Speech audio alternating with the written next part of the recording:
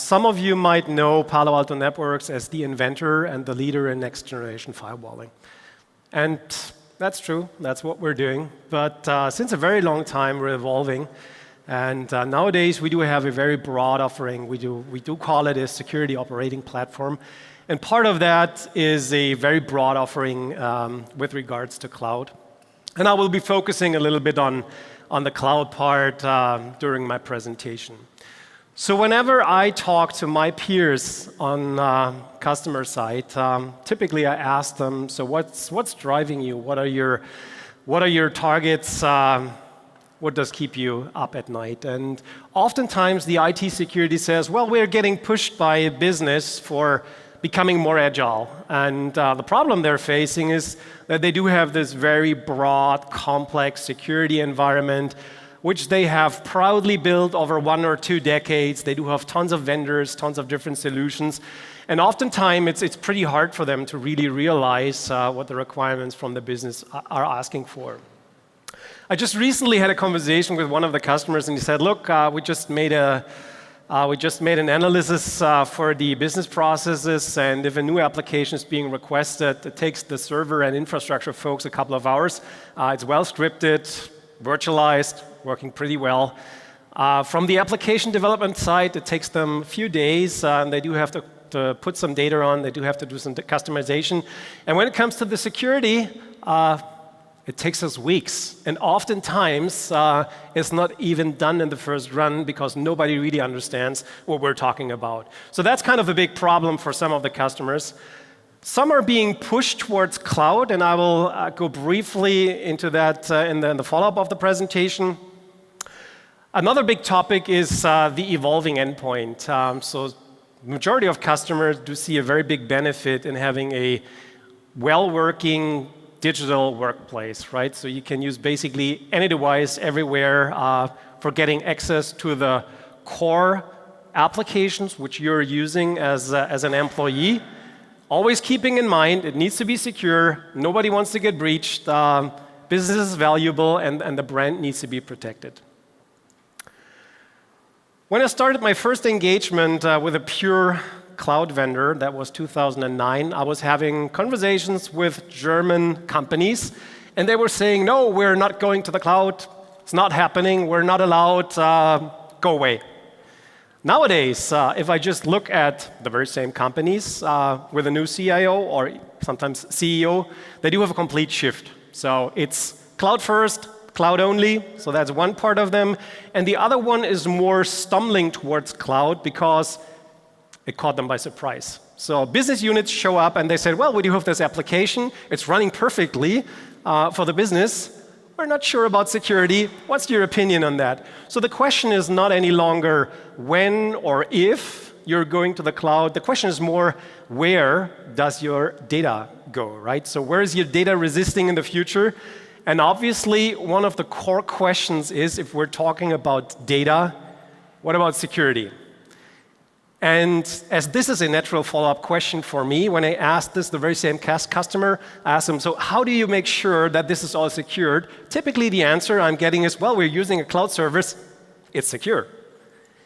The interesting part is they are not wrong by saying so. But on the other hand, it's not perfectly right. Because in the cloud, you do have this shared responsibility model. So in the first column, you're seeing the on-prem, so a customer produces his own IT, which he's consuming. Obviously, he's responsible for everything he's doing, right? If we're looking at the different cloud offerings, there is a shared responsibility. And the higher you go up in the stack, so if you go up to security as a service, you do have a broad set of responsibilities on the cloud provider side. But still, as the end customer, you are responsible for your data. And that is sometimes, I don't know if people are ignoring that or if they just don't want to see it or if it's completely new to them. But the more interesting fact on that is, in the on-prem world, you're dealing with your colleagues. It's your employees. You do have a contract with them. Whenever something happens, you have done a misconfiguration, you might expose data to your colleagues. If the very same happens in the cloud, You're being exposed to the public, and be assured there will be a single person on the planet who will find it, who will use it for his benefit. Securing cloud infrastructure could become a pretty hard job. I wouldn't say it's a nightmare. There is a couple of good ways to do so, but you need to find a way. If you look at all those different cloud offerings, it's a very noisy, fragmented, complex part. Just comparing the big threes with their infrastructure as a service offering, they're completely different wording, different architecture, completely inoperable, and if you do want to secure them, you do have a pile of different security offerings speaking the very same language, so really hard to understand what you need and what you should be looking for.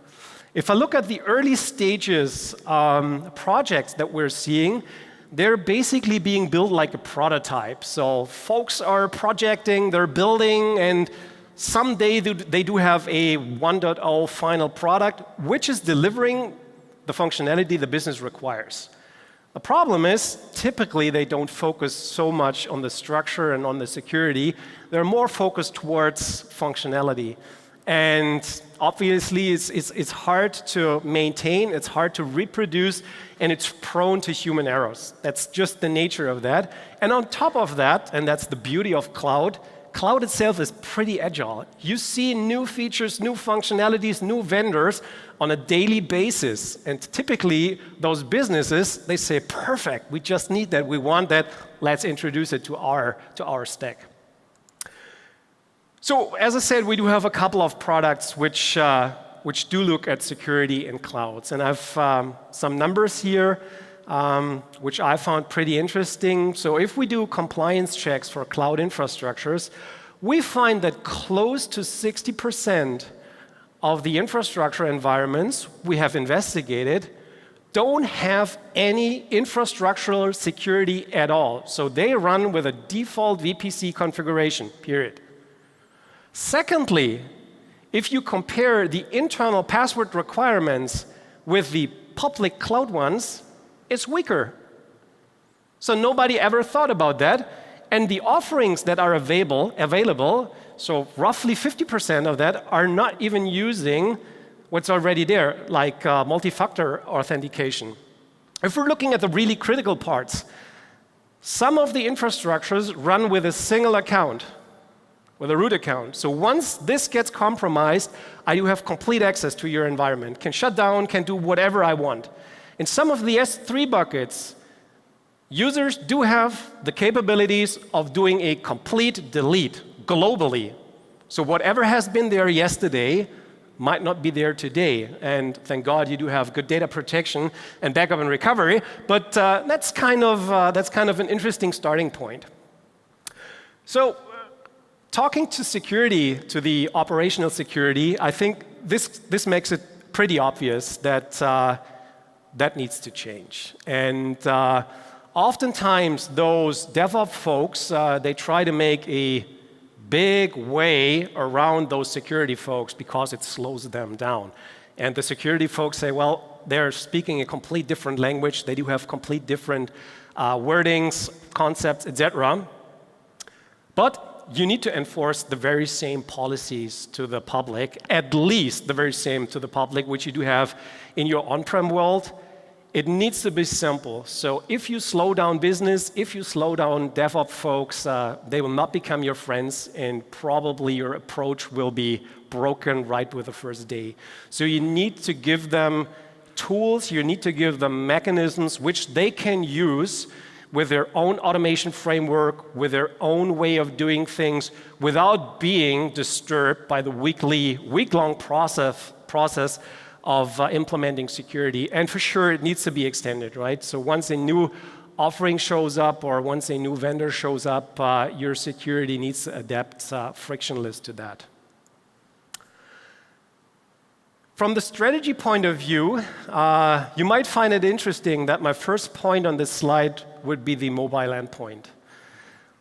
So if you just look at the cloud and what's happening, that's public. And if you look at your user population, more and more are getting mobile. So the complete architecture changes. why should I ever touch the corporate environment if my services and my data is public in the cloud, and if my PC is somewhere at home or in the cafe or wherever, there's no need for me to ever check in.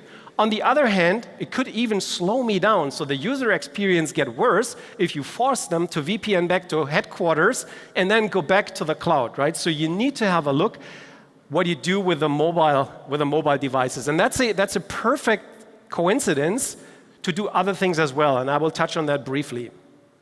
If we talk about SaaS, you are very limited in your capabilities, right? So you can't put on AV or, as I just learned, anti-malware. You simply can't. But there's a lot of things you should be doing and you have to be doing, because just saying it's hard is not a good excuse for not providing security. And thirdly, once we're talking really about infrastructure as a services, you should at least apply the very same principles in security as you do have them on-prem, at least. So what's needed? At first, you need to have very good security capabilities. So security capabilities should be application-aware, user-aware, device-aware. They should have good capabilities on the malware end. They should have good capabilities for compliance checks. Those are the tools that you need to have in general in your arsenal. Secondly, you need to be able to apply them to have a very consistent approach to security. I always use the wording like you're having Fort Knox on the front door, but you have the day of the open doors on the back door, so that's not really consistent. So you should be somewhere in the same neighborhood, in the same ballpark with your security approach. And as I said, it should be frictionless. So once you're talking to your DevOps folks, it really makes a key difference if they can use the tools they're using today for just applying security. Everything else will most probably not be successful. Let's talk a little bit about our vision in cloud security. And we do have 3 different things today which we're really having a close, deep look, but on a very broad scale. The first one is inline security. So if we're talking about inline security, what comes top of your mind would be the firewall. And that's true. The capabilities of the next generation firewall is the perfect entry point for creating a zero trust infrastructure. Regardless if that is the client that is accessing some service in the cloud or maybe backhauling to your infrastructure, your policies should consist of the device. Is it a corporate device, or is it a BYO, or is it a server? It should be leveraging the user information. Is it Martin or my colleague? Probably multi-factor authentication. It should be using for its policies the application. And I'm not talking about ports, right? I'm not talking about port 80. I'm talking about the application. Is it Facebook or is it Salesforce or whatever? Am I allowed to use this kind of application? And it should provide security. Obviously, SSL interception could be one topic, but it should give you capabilities to detect and prevent known and unknown malware. So that's part number 1. Part number 2 would be the API-based ones. And that's an interesting beast because they're all very different. And all those APIs and all the capabilities the SaaS providers are offering are different. The good part is, once you are consuming a security service, you don't have to care any longer about the APIs, because that's what the vendor, in this case, Palo Alto, is doing for you. So you can apply contextual security, speaking about malware.